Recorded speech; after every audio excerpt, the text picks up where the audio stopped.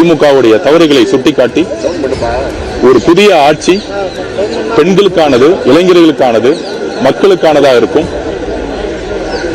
தலைவருடைய பிரச்சாரம் தமிழக அரசியலையே புரட்டி போட்டிருக்கு.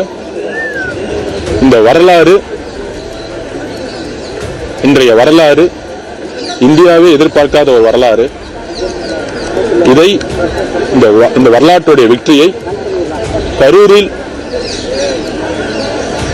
இழந்த எங்களுடைய 41 குடும்பத்துடைய உறவுகளுக்கு நாங்கள் சமர்ப்பிக்கிறோம்.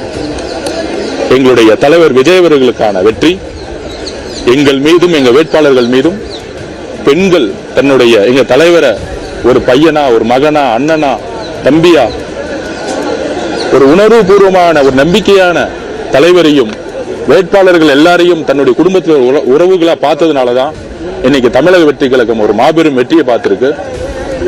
திமுக கழகத்துடைய பண அரசியல் இந்த தேர்தலில் ஒரே ஒரு வெற்றி என்னன்னா, தமிழ்நாட்டில் ஒரு ஜனநாயகத்துக்கு கிடைத்த வெற்றி. தமிழக வெற்றி கழகம் ₹1 கூட ஓட் ஃபார் கேஷ், ஓட்டுக்கு பணம் கொடுக்காம இத்தனை வெற்றிகளை சாத்தியப்படுத்தணும்னா, தமிழ்நாடுனா பண அரசியல்ங்கிற கலாச்சாரத்தை தமிழக மக்கள் தூக்கி எறிஞ்சிருக்காங்க. சாதி அரசியலை தூக்கி எறிஞ்சிருக்காங்க, மத அரசியலை தூக்கி எறிஞ்சிருக்காங்க. இதையெல்லாம் சாத்தியப்படுத்திய எங்களுடைய தலைவர் விஜய் அவர்கள் மக்களுடைய உணர்விலையும் நம்பிக்கையிலையும் ஒரு பெரிய உணர்வு ரீதியா ஒவ்வொரு குடும்பத்திலும் இருக்கிறாருங்கிறத இன்னைக்கு தமிழகம் உணர்ந்திருக்கும். எல்லா செய்தி நிறுவனங்களும் உணர்ந்திருக்கும், பத்திரிகையாளர்களும் உணர்ந்திருப்பாங்க. திமுகவுடைய பண அரசியல், குடும்ப அரசியல், வாரிசு அரசியல், மன்னர் ஆட்சி தூக்கி எறியப்பட்ட நாள்.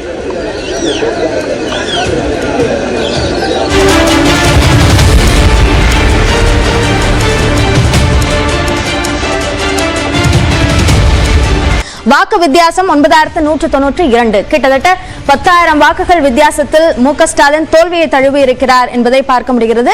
அதிமுக வேட்பாளர் சந்தானகிருஷ்ணன் 18,182 வாக்குகளையும், நாம் தமிழர் கட்சியினுடைய வேட்பாளர் 4,974 வாக்குகளையும் பெற்றிருக்கிறார்கள். முதலமைச்சர் மு.க. ஸ்டாலின் கொளத்தூர் தொகுதியில் தோல்வியை தழுவியிருக்கிறார் என்பதை பார்க்கிறோம். தொடர்ந்து விருந்தினர்களோடு பேசலாம். திரு குமரகுரு, இங்க கொளத்தூர் தொகுதியில மு.க. ஸ்டாலின் தோல்வி அடைந்திருக்காரு அப்படின்றது திமுக இடம் அவர்கள்ட்ட நம்ம கேட்க வேண்டிய கேள்வி. அதை நம்ம கேட்கிறோம். பாஜகவை எடுத்துக்கிட்டோம்னா ஒரு தொகுதியிலையும் முன்னிலை பெறாத ஒரு சூழல் இருந்தது. இப்ப 2 தொகுதிகள்ல என்ற நிலையில அது மாறி மாறி வந்துட்டு இருக்க ஒரு நிலை இருக்கு. இப்ப அந்த பின்னடைவை சந்திக்கிறவங்க யார் யாரு அப்படின்னு பார்த்தா, நயினார் நாகேந்திரன், தமிழிசை சவுந்தரராஜன், வானதி சீனிவாசன், இந்த மாதிரி பாஜகவினுடைய முகங்களாக, தேசிய அளவிலான முகங்களாக பார்க்கப்பட்டவர்கள். அந்த பின்னடைவுக்கு என்ன காரணம்?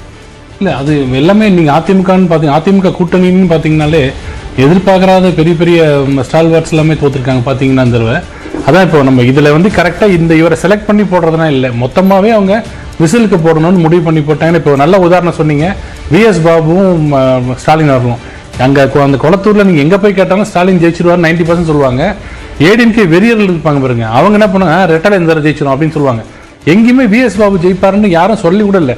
நான் சொல்றது தாவேக்காவோட பயங்கரமான ஆதரவாளர்கள் கூட சொல்லலை, அங்கெல்லாம் ஜெயிக்காது அப்படின்னு சொன்னாங்க. அங்கேயே ஜெயிக்கிறாங்கன்னா இது வேற மாதிரி ட்ரெண்ட். எதுவுமே எதிர்பார்க்காம அந்த வாக்குச்சாவடி போய் அப்படியே விசிலில் போடுறது. அவங்க நிறைய பேருக்கு விஎஸ் பாபு தான் நிற்கிறாருன்னு கூட தெரியாது. அந்த இடத்துல போட்ட 82,180 வாக்காளர்களில் எத்தனை பேருக்கு விஎஸ் பாபு யாருன்னு கூட தெரியாது, பேர் தெரியாது, எங்கிருந்து வந்தாருன்னு தெரியாது. ஸோ இது வேற ட்ரெண்ட்ல இந்த மாதிரி போயிட்டு இருக்கு. அதுதான் நான் போட்டது தப்புன்னு சொல்லக்கூடாது, அது மாதிரி நான் சொல்ல மாட்டேன். அது ஜெயிச்சது தான்.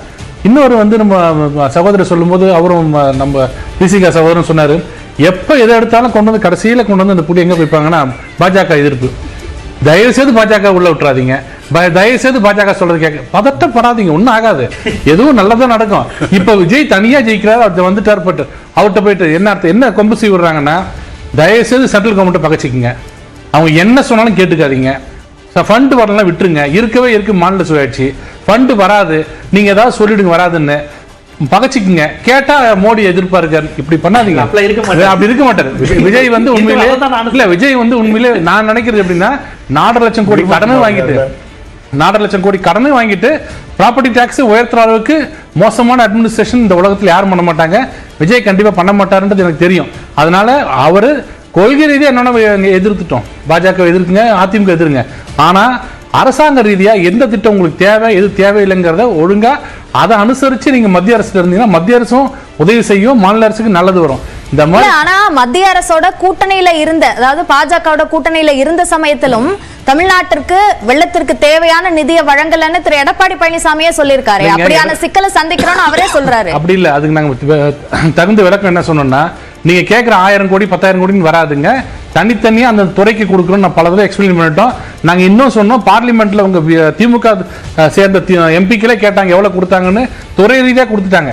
நான் சொல்றது சண்டை போடாதீங்க. எடப்பாடி அவர்கள் கேட்கிறாரு கொடுக்கல, உங்க சண்டை போடுற தெரியுமா, நாங்கள் தனியா நிற்போம். சமீப காலத்தில் ஸ்டாலின் அவர்கள் பேசுறதுதான் விஜயோட பஞ்ச் டைலாக்லாம் ஒண்ணுமே கிடையாது. எதிர்த்துறாதீங்க, யார் தெரியுமா என் முகத்தை காட்டுற, வேற முகம் இருக்கு, 3 முகம் இருக்குது, 10 முகம் இருக்குது, இப்ப டைலாக்லாம் பேசினாரு பாருங்க. இதெல்லாம் பேசாதீங்க, பேசிதான் அவர் இந்த நிலைமைக்கு வந்தாரு. அப்படி ஆகாது, நல்ல ஒரு உறவு வச்சுக்கோங்க. நான் என்ன சொல்றேன், மத்திய எம்ஜிஆரோட சிறந்த அட்மினிஸ்ட்ரேட்டர் வேணுமா? பேசி பேசி பேசி மத்திய அரசு சிரிச்சுக்கிட்டும் பேசுவாரு, இங்க அரிசி பிரச்சனைக்கு அங்க உண்ணாவிரதம் இருப்பாரு. அதுதான் அணுகுமுறை. மாநில அரசுக்கு பிரச்சனை வரும்போது உண்ணாவிரதம் இருங்க, வேணும்னு கேட்கும் போது உரிமையோட கேளுங்க. எதை எடுத்தாலும் பாஜக பாசிச பாயாசம் எப்ப பார்த்தாலும் உள்ள வரும்போதே ஒரு விட்டுறாதீங்க. மோடி உள்ள வரக்கூடாது, மோடி கெட் அவுட், அப்புறம் வெள்ளை கொடை எடுத்துட்டு போறது, அப்புறம் பையனை கூட்டு கெஞ்சறது, பையனை கூட்டு தனியாக கெஞ்சறது, இதெல்லாம் பண்ணாதீங்க. மத்திய அரசு தயவு இல்லாமல் மாநில அரசு செயல்படுறது ஹெல்த்தியா இருக்காது. நல்ல ஆரோக்கியமா இருக்கணும்னா நல்ல உறவு மெயின்டைன் பண்ணுங்க. அது விஜய் அவர்கள் செய்வார் நம்பிக்கை எனக்கு இருக்குன்னு சொல்றேன். உடனே நாங்க தான் விஜய் இயக்குறோம், நாங்க தான் பண்றோம் இப்பவே சொல்லிட்டாரு பாருங்க, விஜய் நீங்க தான் இயக்குறீங்கன்னாரு. கொஞ்ச நேரம் பத்தி சொல்றாரு, இல்ல திமுக இவங்க தான் தாவேக்கா திமுக தான் இயக்குதுன்னாங்க, அப்புறம் நாங்க இயக்குறோன்றாங்க. தாவேக்கா யார் இயக்குறது அவங்களுக்கே தெரியல இப்போ. ஆனா அவங்க ஆட்சிக்கு வரணும், வந்துட்டாங்க, நல்லபடியா ஆட்சி செய்யணும். பாஜக எதிர்ப்பு என்ற திமுக எடுத்த நிலைப்பாடு ஒர்க் அவுட் ஆகிருக்காங்க. முந்தைய தேர்தலில் காவிரி டெல்டா பகுதிகளில் அதிகமான தொகுதிகளில் திமுக வெற்றி பெற்ற ஒரு சூழல் இருந்த நிலையில இப்போ அது மாறி இருக்கு. அதிமுக 10 தொகுதிகளில் முன்னிலை பிளஸ் வெற்றி, 5 தொகுதிகள் முந்தைய தேர்தலை விட கூடுதலாக பெற்றிருக்காங்க.